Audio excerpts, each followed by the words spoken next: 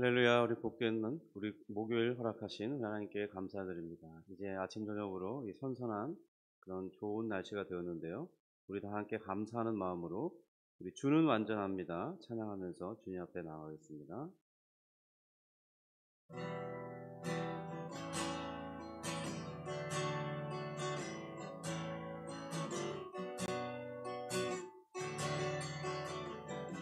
주여 우린 연약합니다. 주여 우린 연약합니다. 우린 오늘을 힘겨워 합니다. 주 뜻 이루며 살기에 부족합니다. 우린 연약합니다. 주여 우린 넘어집니다. 오늘 하루 또 실수합니다. 주의 긍휼을 구하는 죄인입니다. 우리 주만 바라봅니다. 한없는 주님의 은혜, 한없는 주님의 은혜,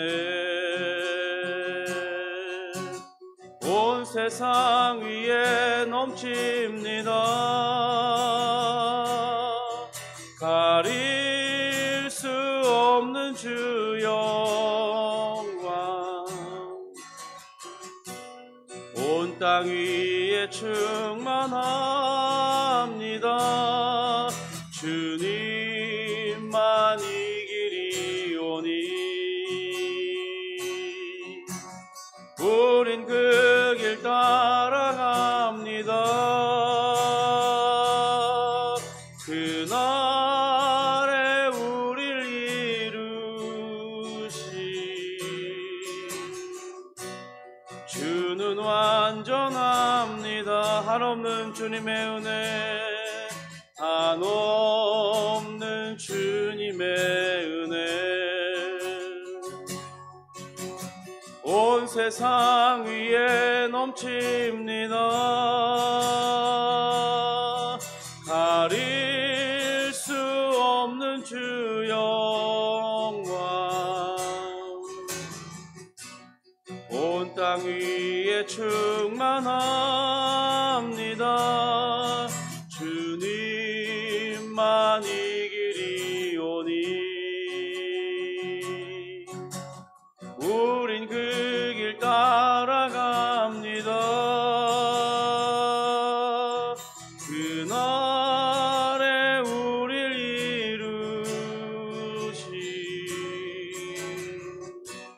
주는 완전합니다. 그날에 우릴 이루시, 그날에 우릴 이루시 주는 완전합니다.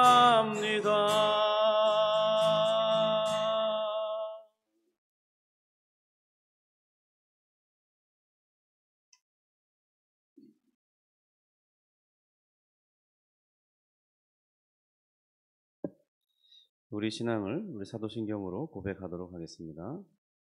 전능하사 천지를 만드신 하나님 아버지를 내가 믿사오며 그 외아들 우리 주 예수 그리스도를 믿사오니 이는 성령으로 잉태하사 동정녀 마리아에게 나시고 본디오 빌라도에게 고난을 받으사 십자가에 못 박혀 죽으시고 장사한 지 사흘 만에 죽은 자 가운데서 다시 살아나시며 하늘에 오르사 전능하신 하나님 우편에 앉아 계시다가 저리로서 산자와 죽은 자를 심판하러 오시리라. 성령을 믿사오며 거룩한 공회와 성도가 서로 교통하는 것과 죄를 사하여 주시는 것과 몸이 다시 사는 것과 영원히 사는 것을 믿사옵나이다. 아멘.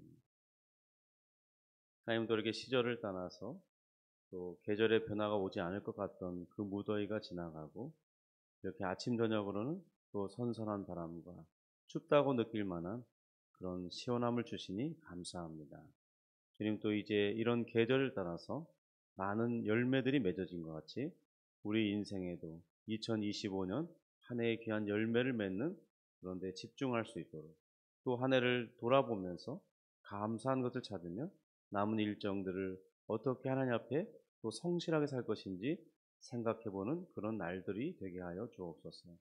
주님, 또한 우리가 주님의 은혜가 큰 것을 생각하고 은혜의 깊이를 알아갈 수 있도록 은혜를 베풀어 주옵소서. 깨닫게 하여 주옵소서. 감사하며 예수님의 이름으로 기도합니다. 아멘. 오늘은 시편 19편 7절부터 14절을 읽기는 할 텐데요. 오늘은 이 12절 말씀을 강의하도록 하겠습니다. 같이 읽는 것은 19편 7절부터 14절까지입니다.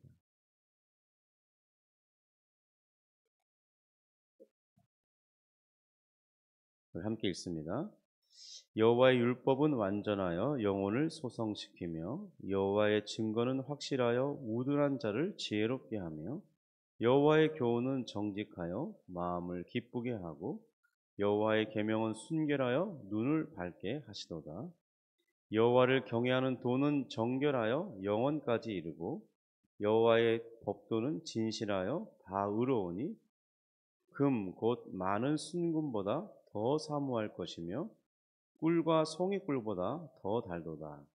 또 주의 종이 이것으로 경고를 받고 이것을 지킴으로 상이 크니이다. 자기의 허물을 능히 깨달을 자 누구리요? 나를 숨은 허물에서 벗어나게 하소서. 또 주의 종에게 고의로 죄를 짓지 말게 하사 그 죄가 나를 주장하지 못하게 하소서. 그리하면 내가 정직하여 큰 죄가에서 벗어나겠나이다. 나의 반석이시요 나의 구속자이신 여호와여, 내 입의 말과 마음의 묵상이 주님 앞에 연락되기를 원하나이다. 아멘. 네, 우리 이제 시편 19편의 이 마지막 부분을 다루고 있는데요.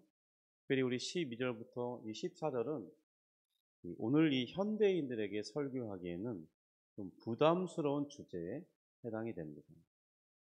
왜냐하면 저 자신조차도 이 성경이 지적하는 이 죄, 그리고 그 죄로 말미암는 양심의 가책에 대해서 부담을 느끼기 때문입니다. 그것은 마음을 아프게 하는 일이죠. 또 내 자신을 마치 이 법정에 세우고 검사들에 의해서 나의 죄가 낱낱이 고발되고 그리고 판사들에 의해서 이 정죄되고 형벌이 언도되어야 되는 그런 심적 부담을 느끼기 때문입니다. 이것은 또 공개적으로 부끄러움을 당하는 그런 느낌을 가져요. 만천하에 나의 죄가 다 드러나는 거죠. 내 자신의 죄를 자각한다는 것은 그런 일들을 발생한다는 겁니다. 우리가 사랑으로 무조건 죄인을 구원하시는 이 은혜로운 하나님의 모습이 아니라 죄를 지은 사람을 정죄하고 심판하는 이 무서운 하나님으로 그런 하나님을 보게 하기 때문에 이것이 싫은 것이죠. 그런데 어느 순간인 것부터 저도 이 성경이 말씀하시는 대로 설교하지 않는 타협과가 되고 있는 건 아닌가 그런 생각이 듭니다.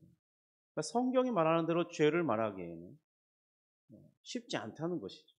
왜냐하면 사람들이 듣지 않아요. 바로 이런 습성에 의해서 성경이 분명하게 설명하고 지적해 두고 있습니다. 자기가 지은 이 죄를 정당화하고 이 다른 사람에게 그 죄를 함께 짓게 함으로써 나만 그렇게 짓는 것은 아니지 않느냐 이렇게 항변할 거리를 만듭니다. 그렇게 자신의 잘못을 희석시키는 행동을 우리 마음속이 내재하고 갖고 있어요. 그러니까 죄는 나만 짓는 게 아니라 죄는 반드시 동료를 만들고 그 동료 무리를 통해서 일반화하고 상대화시키는 것이 우리들이 가진 성향이라는 거예요. 그리고 이것이 받아들여지지 않으면 이젠 핑계거리를 찾습니다. 어쩔 수 없었다고. 나는 한계를 가지는 인간이라. 실수하는 인간이라. 내 마음은 연약한 상태라. 우리 보통 이게 뉴스에서 많이 나오죠. 심신미약 상태라고. 정신적인 질환을 가지고 있어서 제대로 통제할 능력이 없어서 내가 아니었다고. 그렇게 핑계를 댑니다. 그런데 하나님은 그렇게 말씀하지 않습니다. 그런 죄를 지은 살인행위를 한 어떤 범죄행위를 한 너는 심신미약 상태였을지라도 그 죄는 네가 지은 것이다. 그 형벌은 네가 받는 것이라고 하나님은 말씀하십니다. 세상의 법정은 그것을 감형의 사유로 그리고 어떤 경감의 대상으로 여겨주기도 하지만 하나님의 법정은 그렇지 않습니다. 그러면서 또 우리는 이런 핑계를 대죠. 나는 그래서 심신이 미약하기 때문에 정신의 어떤 질환을 갖고 있기 때문에 치료가 필요한 사람이에요. 이 상한 감정을 치료해야 되고 내적인 치료가 필요하고 변화를 받아야 될 그런 문제를 가진 사람이라고 은근슬쩍 이 죄에 대해서 긍정도 부정도 아닌 그런 상태로 몰고 가는 것입니다. 저도 나이가 들어가면서 이 차를 타고 다닐 때는 주로 이 뉴스를 주로 듣게 되는 것 같아요. 근데 최근에 뉴스 기사들이 정말 이 떠들썩하게 다루고 있는 내용이 뭐냐면 어느 순간인가부터 계속 정치 이야기만 뉴스거리에서 계속 나오는 것 같아요. 정치인들의 어떤 문제점, 비리가 있느냐 없느냐, 어떤 또 말쓰름, 또 기자들은 또 언론사들은 편향되게 모든 것들을 보도하고 또 어떤 호도하고 또 사람들이 그 이목을 끌기 위해서 아주 자극적인 말들로 이렇게 도배를 하죠. 그런 어떤 이 언론사들의 문제, 또 정치인들이 하는 그 말들 속에 자기를 비호하고 그리고 진실을 축소시키고 본질을 희석시키는 또 다른 방향으로 이 화제를 돌리게 만드는데 탁월한 존재들인 것 같아요. 그래서 결국 해결되어야 할 그 일들에서 우리의 시야를 멀어지게 하고 또 그런 전략들이 이렇게 뉴스를 듣다 보면 저 자신도 혼란스러울 만큼 계속해서 이게 한다는 것이죠. 바로 그런 모습이 그들에게만 있는 것이 아니라 일반인으로 사는 평범한 사람으로 살아가는 우리들 자신에게도 내재되어 있는 성향이라는 것입니다. 아주 단순한 예를 드린다면 제가 이 유초동부 사역을 좀 오래 했는데요. 그런 사역을 하면서 경험담이 한 7, 8년을 한 것 같은데 참 반복적으로 일어나는 것을 봐요. 그건 그러니까 시대를 초월하는 거예요. 그냥 그 시기를 겪는 친구들은 다 그런가 봐요. 그런데 그것이 그들에게만 있는 게 아니라 돌이켜보면 내 자신에게도 우리 모두들에게도 있는 성향이라는 것이. 분명히 두 사람이 어떤 일들로 이제 다툼이 시작됐습니다. 거기엔 격한 말이 오가고 있었어요. 또 서로 저주하며 욕까지 하는 것을 제가 다 지켜보았습니다. 그리고 이제 그것이 격해지다 보니까 감정을 주체하지 못하니까 이제 감정을 이제 주체가 안 되니까 주먹질이 왔다 갔다 하는 거죠.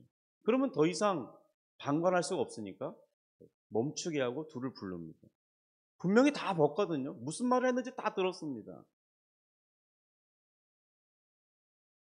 그런데 우리는 그런 행동들을 또 이렇게 변질시켜요. 그럼 폭력이라는 말로 변형하면요. 실제로 그 폭력이 약화되는 현상이 일어납니다. 실제로 주먹질하는 거죠. 때린 것입니다. 누군가에게 엄청 아픔을 주고 멍이 들게 하거나 상처를 내는 거죠. 언어폭력이라고 하죠. 근데 실제로 그건 욕하는 거죠. 뭐 저주를 퍼붓는 거죠. 나가 죽어라 뭐 이러면서 막 그렇게 욕하고 막 말로 담을 수 없는 거친 언어들이 막 그리고 막 온갖 동물들의 그 새끼들을 막 말하고 또 심지어 부모들의 이름까지 불먹이면서 정말 자신들 그 상대방의 부모를 막 깎아내리고 정말 이 성경이 말하고 있는 악한 죄들을 쏟아낸 것인데 그냥 언어 폭력이라고 퉁치면 끝나는 겁니다. 그러니까 이게 언어 폭력이 아니라는 게 아니라 또 물리적 폭력이 아니라는 게 아니라 그런 말들이 실제의 그 잔인함을 무력화시키고 어떤 상대화시키는 그런 일들을 낳는 거예요. 어쨌든 뭐 그런 싸움을 말리고 서로의 잘못을 인지시키면서 화해하라, 사과하라 이렇게 이끌죠. 그런데 그들의 태도는 어떤 것이냐면요. 내가 먼저 안 했는데요. 쟤도 나 때렸는데요. 그러면서 자기 자신만 잘못한 게 아니라 쟤도 잘못했고 원인은 제가 먼저 시작했다고. 분명히 다 지켜봤는데. 그런데 그렇다는 거예요. 그런데 우리 모습에 대해서 바로 그런 우리 모습이 성경에 잘 이렇게 묘사하고 있다는 것입니다. 로마서 1장 32절에 보면 이렇게 말씀합니다. 그들이 이 같은 일을 행하는 자는 사형에 해당한다고 하나님께서 정하심을 알고도 자기들만 행할 뿐 아니라 또한 그런 일을 행하는 자들을 옳다 하느니라. 그러니까 성경은 우리들의 이런 태도에 대해서 매우 단호합니다. 우리는 이런 태도는 모두 하나님 앞에서 죄이고 이 죄에 대한 판결은 사형, 곧 죽음에 해당한다고 말씀하고 있습니다. 그런데 그런 사실을 알면서도 사람들이 취하는 행동을 보세요. 이렇게 말하죠. 자기들만 행할 뿐 아니라 또한 그런 일을 행하는 자를 옳다 이렇게 한다고 말합니다. 그러니까 이런 현상은 사실 오늘 현대에만 있었던 것이 아니라 이미 로마서를 기록할 당시에도 있었다는 거죠. 그리고 시편 19편을 지은 다윗의 시대에도 있었다고 지금 이 12절에서 말하고 있습니다. 자기 허물을 능히 깨달을 자 누구리요? 나를 숨은 허물에서 벗어나게 하소서. 이 말씀을 좀 더 쉽게 풀어본다면 사람은 자신이 짓는 죄에 대해서 스스로 깨달을 능력이 없다는 것입니다. 그리고 일부의 죄는 아는 것도 있고 그 죄의 고의성이 있다는 것도 인정하긴 해요. 그런데 그렇다고 그것이 우리가 일상에서 짓는 이 모든 죄를 낱낱이 다 기억할 수 있다. 그런 것은 아니라는 겁니다. 두란노 성경에서는 이렇게 번역했습니다. 누가 자기 실수를 낱낱이 알 수 있겠습니까? 내게 감춰진 잘못을 깨끗하게 하소서. 근데 여기 본문에서 드러나지만 이 하나님 앞에서의 죄를 실수라고 번역함으로써 현대인들의 이 불쾌한 감정을 누그러뜨리려는 그런 시도를 하고 있습니다. 그러니까 죄라는 것을, 잘못이라는 것을 실수했다. 이런 표현으로 감세 현상을 말하는 것, 일으키는 것. 어쨌든 뭐 이런 개역 성경이 풀이한 좀 어려운 표현을 쉽게 이해할 수 있도록 번역하기는 잘한 것 같아요. 그 자기의 실수를 어떻게 사람들이 다 낱낱이 한 개 한 개를 다 알 수 있습니까? 어떻게 그 자신의 잘못을 그 사소하다고 느끼는 죄까지 다 하나씩 하나씩 거들먹거리면서 세어볼 수 있겠느냐? 불가능하다. 그런 말하는 거잖아요. 이것은 잘못과 죄를 적게 짓기 때문에 그런 것이 아니라 너무 많이 지어서 다 헤아릴 수조차 없는, 그래서 우리 감각이 무뎌져서 그것을 인지하지도 못하는, 그것을 죄라고 느끼지도 않는, 그렇게 살아간다는 것이죠. 바로 이것이 죄를 짓는 인간의 실존적인 모습이라는 겁니다. 죄를 지으면서 가장 첫 번째는 그 죄를 일단 인정을 하지 않습니다. 그리고 자신이 가진 죄에 대한 기준이 모호함도 잘 인정하지 않아요. 성경이 말씀하는 바대로 받아들이질 않습니다. 왜 그렇겠습니까? 사람들은 왜 그런 성향을 갖는 것입니까? 만약 성경이 말씀하는 바대로 그 성경의 조명 앞에서 나를 이렇게, 이 성경의 비가 앞에서 나를 비춰놓으면 견딜 수 없는 죄책감이 생기게 돼 있어요. 그로 인해서 괴로움에 시달려야 돼요. 하나님의 형벌에 대한 두려움을 벗어버릴 수가 없습니다. 저도 개인적으로 한때 이렇게 이 하나님을 찾을 때 하나님의 이 말씀의 조명을 받으니까 성령의 감화 속에서 내가 얼마나 죄인인 것인지 깨닫게 되니까 정말 뒹굴뒹굴 구르면서 울면서 부르짖지 않을 수가 없더라고요. 그리고 그 죄에 대한 두려움이 얼마나 심각한 것인가를 인지할 때 마음에 큰 짐들이 있었습니다. 바로 로마서 1장 32절의 말씀처럼 사람은 그래서 그런 것들이 싫기 때문에 나와 같은 이 죄의 동조자와 행위자를 찾게 됩니다. 그리고 같은 부류의 어떤 죄를 짓는 사람들이 여러 명이면 정당화하고 이 상황화를 시켜요. 미국의 어느 도시에 가면, 또 캐나다의 어느 도시에 가면 그 요즘에 신종 마약인데 이름은 잘 기억이 안 났습니다. 근데 어쨌든 그런 이 마약이 그냥 공식화돼 있어요. 쉽게 살 수 있습니다. 그러면서 파멸에 이끌거든요. 근데 그것을 정당화하는 이유가 무엇입니까? 나만 하는 게 아니라는 거죠. 많은 사람이 하고 있다는 거예요. 현대의 나라들의 법조 체계도 이를 잘 반영하고 있습니다. 정말 힘이 있는 자들의 범죄에 대해서는 최대한 재판을 연기합니다. 또 삼심제를 통해서 이 죄를 10년, 15년 끌다 보면 그러면 그 죄가 있는지 없는지도 모르게 자기 인생은 다 살고 나는 거예요. 또 그러면서 또 죄를 축소하거나 은폐하거나 또 형벌의 무게를 낮춰주고요. 이젠 돌이킬 수 없이 형무소에 들어갑니다. 그러면 이제 어떤 일이 벌어납니까? 큰 거물일수록 대통령을 통해서 사면을 받는 혜택을 받습니다. 조금만 살고 나오면 되는 거예요. 그 죄가 일반인들이 졌다면 뭐 무기징역이나 사형에 이를 정도로 아주 오랜 기간 형벌을 받아야 됨에도 불구하고 힘 있는 자는 이렇게 저렇게 다 빠져나오는 것입니다. 그러면 죄를 지은 자임에도 무죄한 자로서 다시 이 사회에서 사람들에게 또 이렇게 지지하는 세력들에 의해서 다시 힘있게 살아가는 겁니다. 죄는 이렇게 매우 교묘하고 교활한 기능을 가지고 있습니다. 그런데 이런 것을 지적한다고 해서 그럼 제 자신이 이런 습성에서 예외이냐? 그렇지 않다는 것입니다. 저도 하나님 말씀 앞에서는 단지 셀 수 없는 날마다 그 엄청난 죄를 짓는 한 죄인에 불과하죠. 단지 그 죄가 감추어짐을 받고 사람들에게 폭로되지 않을 뿐입니다. 만약 지금 저 스스로도 이것을 다 폭로하라고 한다면 차라리 어떤 사람들처럼 이 자살을 택하는 것이 낫지 않을까, 그런 유혹을 받을지도 모릅니다. 그만큼 죄가 들추어진다는 것은 부끄러운 일이고 두려움을 가져오는 일이라는 거예요. 근데 우리가 실제로 그런 죄를 짓고 살아요. 그런데 그 죄에 가져오는 두려움, 또 죄책감, 이런 것들로부터 도피하고 싶기 때문에, 그래서 우리는 교회가 그런 걸 자꾸 말하니까 사람들이 싫어하니까 또 교회가 발빠르게 대응해서 말을 바꾸는 거죠. 실수입니다. 오늘 찬양한 것처럼 우린 연약합니다. 어쩔 수 없습니다. 마음의 상처를 가지고 있습니다.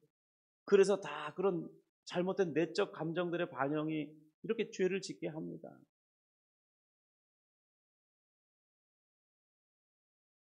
그러면서 12절 하반절은 또 이렇게 고백합니다. 나를 숨은 허물에서 벗어나게 하소서.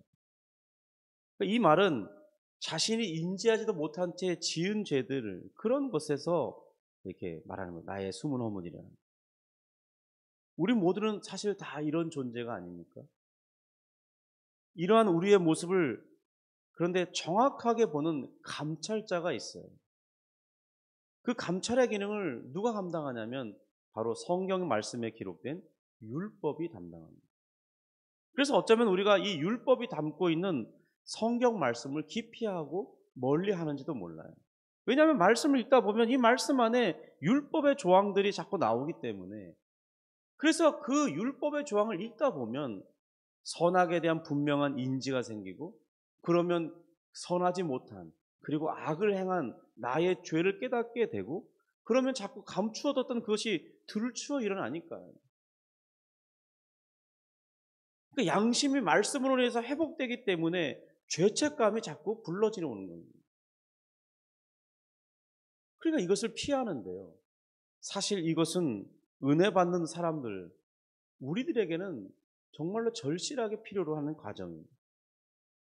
이미 우리는 그리스도를 믿어서 우리 모든 죄가가 다 그리스도께 옮겨졌고, 그리고 그리스도께서 그 모든 죄에 대한 형벌을 대신 받았고, 또 이제 그리스도의 순종으로 우리는 그가 획득하신 거룩함과 의로움과 이 정결함의 은혜를 믿음으로 다 우리가 전가받아서 내 것처럼 누리고 살아가고 있다는 사실을 우리가 잘 알고 있습니다. 그렇지만 문제는 무엇이냐면 그 은혜를 받아 누리는 것이 문제가 아니라 우리 자신에 대한 죄의 심각성을 자각하는 그 과정이 너무나 짧게, 너무나 가볍게 다루어진 후에 그리스도의 은혜의 복음을 넙죽 받았기 때문에 상대적으로 이 은혜의 복음이 가진 능력과 권세가 얼마나 대단한 것이었는지, 내가 정말 얼마나 이 복음이 절실하게 필요했다는 것인지에 대해서 우리 심령이 매우 약화되게 전달된다는 거예요. 그러니까 은혜의 복음이 그렇게 내게 절실하게 느껴지지 않는 것이죠. 마치요, 가벼운 감기에 걸렸을 때 처방받는 그 약을 먹듯이, 가벼운 질병에 우리가 손쉬운 염증 치료제와 항생제 처방으로 그 질병들이 쉽게 넘어가듯이 복음을 그렇게 그냥 하나의 단순히 처방받고 치료제 정도로 우리가 여기는 경향이 있다는 것입니다. 죄를 깊이 자아할 때요, 거기에 따르는 고통과 무거운 죄책감이 가중되는 건 사실입니다. 정말 몸부림치지 않을 수 없어요. 하나님의 얼굴이 그렇게 무서울 수 없어요. 근데 그것을 그렇게 가능하게 하는 것이 무엇이냐? 율법이 가진 기능 중에 하나입니다. 그런데 그런 것 때문에 이 율법을 싫어하고 율법을 가까이 하지 않게 되면 우리는 이 죄에 대해서 심각성을 알 수 있는 기회가 없어요. 그리고 우리가 받은 이 복음이 얼마나 좋은 것인지 알 수 있는 기회가 사라집니다. 그러니까 이 율법의 기능이 반드시 있어야 돼요. 사실 율법의 기능이 있었기 때문에, 그것이 약하게라도 나에게 작용했기 때문에 우리는 그리스도의 은혜를 받게 된 것입니다. 그러니까 이 율법의 기능이, 나를 정죄하는 율법의 기능이 예리하지 않으면 않을수록 우리는 그리스도의 은혜를 상대적으로 바라보지 않거나 약하게 그냥 있어도 되고 없어도 되는 그런 식으로 받아들이게 될 거라는 거죠. 내 죄가 있는지를 모르는 사람, 내 죄를 인정하지 않는 사람들에게는 복음이 필요 없는 것에, 불쾌한 것에 불과합니다.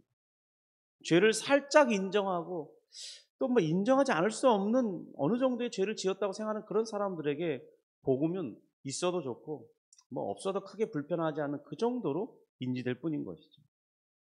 그런데 우리가 받은 이 복음의 참된 가치를 알고자 한다면 상대적으로 나의 죄가 얼마나 심각한 것인지, 그리고 얼마나 그 분량이 큰 것인지, 내 자신이 정말 한평생을 살고 났을 때 그 지은 죄가 마치 태산은, 그죠? 우리 에베레스트 산의 높이처럼 높게 쌓은 산과 같고, 그 분량으로 따진다면 이 태평양 바다처럼 정말 담을 수 없을 만큼 엄청난 죄라는 것을, 그래서 그런 죄에 대한 형벌을 감당할 수 없다는 것, 그런 죄에 대한 심각한 인식이 우리 믿음을 가진 자에게 있을 때 드디어 내가 받은 이 복음의 능력과 복음의 절대적인 필요성이 더 심각하게 다가온다는 거예요. 더 크게 다가온다는 거예요. 아, 정말 이 복음을 선물로 받은 것이 얼마나 귀하고 좋은 일이었던 거야. 그것에 대한 깊은 감사, 더 깊은 감격, 충만한 기쁨, 그리고 이 죄짐을 벗어버리는 이 참된 자유와 해방감, 이런 것들을 누릴 수 있게 된다는 것입니다. 그리고 이제 그 단계를 벗어나게 되면 바로 우리를 얽매고 있었던, 나를 교묘하게 사슬처럼 묶으면서 정말 내 인생을 끌고 갔던 그 죄에 대해서 드디어 미워하는 마음이 생기고, 죄를 대항해서 싸우고자 하는 그런 열정이 생기고, 이를 위해서 내 힘으로는 불가능하기 때문에 바로 그리스도의 은혜와 성령의 능력 주심을 간절히 바라는 겸손한 신자의 삶을 살게 된다는 것입니다. 다윗은 바로 지금 그런 속에서 바로 율법 안에 있는 것이 자신에게 즐거움이라고 고백했던 것입니다. 율법이 자신을 조명할 때 죄인이라는 것이 드러나는 그 고통을 감내하면 무엇이 나타나느냐? 바로 그 율법이 우리를, 나의 이 문제를 진정으로 해결할 수 있는 그리스도께로 우리를 인도하기 때문입니다. 하나님의 은혜가 아니면 내가 살 수 없는 죄인이라는 정말 처절한 인식 속에서 그리스도의 은혜를 힘있게 붙드는 그런 겸손함과 진실한 믿음을 갖게 된다는 거죠.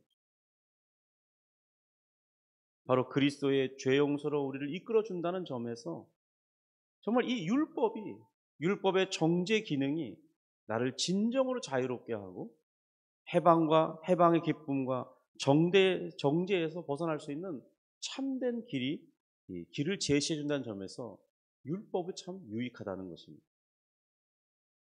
죄를 부정하기보다는 나의 죄를 인정하면서 그리스도의 은혜로운 이 보배로 나아가는 우리 모두가 될 수 있기를 주님의 이름으로 축복합니다. 기도하겠습니다. 하나님 아버지, 오늘날 현대는 사람들이 자신의 죄를 지적하고 또 우리에게 죄인이라고 말하는 그 말씀을 싫어하는 성향이 매우 강한데, 그래서 하나님, 우리는 새로운 용어를 만들어서 우리는 실수했다, 나의 연약함 때문이라, 우리 마음의 상처 때문이라, 그렇게 말하면서 죄의 심각성을 약화시키고, 그것이 결국 그리스도의 은혜를 가볍게 여기는, 또 그리스도의 은혜가 얼마나 내게 절실하며 간절한 것이었며 그 은혜가 얼마나 큰 것인지를 깨닫지 못하게 하는 그런 잘못된 방향이 되고 있는데, 주님, 우리 자신이 하나님 말씀을 가까이 하면서 우리 자신이 얼마나 심각한 죄인인지 깨닫게 하여 주시고, 그런 속에서 그리스도의 은혜가 우리에게 더욱 힘있게 놀랍게 우리의 삶을 변화시키는 능력으로 다가올 수 있도록 인도해 주시옵소서. 주님, 진실로 우리는 죄인입니다. 돌이킬 수 없는 죄인입니다. 주님, 우리의 죄가 용서될 수 있는 유일한 길은 그리스도밖에 없음을 생각하고 그리스도께 힘있게 달려가는 우리의 삶이 되게 하여 주옵소서. 언제나 그리스도의 은혜를 붙들고 사는 우리가 되게 하여 주옵소서. 은혜의 복음이 아니면 살 수 없다는 그 간절한 처절한 인식 속에 정말 힘있게 그리스도의 은혜를 붙들어 그 안에서 주어지는 은혜와 기쁨을 누리며 만족을 누리며 살아갈 수 있는 우리 모두가 되기를 소원합니다. 주님, 오늘 이 아침에 기도할 때 주께서 또한 우리의 기도에 힘을 더하여 주시고 우리의 필요한 많은 것들을 간구할 때 주님, 정말 주님의 돕는 은혜를 확인할 수 있도록 인도해 주시옵소서. 감사하며 예수님의 이름으로 기도합니다. 아멘. 하늘에 계신 우리 아버지여, 이름이 거룩히 여김을 받으시오며 나라가 임하시오며 뜻이 하늘에서 이룬 것 같이 땅에서도 이루어지이다. 오늘날 우리에게 일용할 양식을 주옵시고 우리가 우리에게 죄 지은 자를 사하여 준 것 같이 우리 죄를 사하여 주옵시고 우리를 시험에 들게 하지 마옵시고 다만 악에서 구하옵소서. 대개 나라와 권세와 영광이 아버지께 영원히 있사옵나이다. 아멘.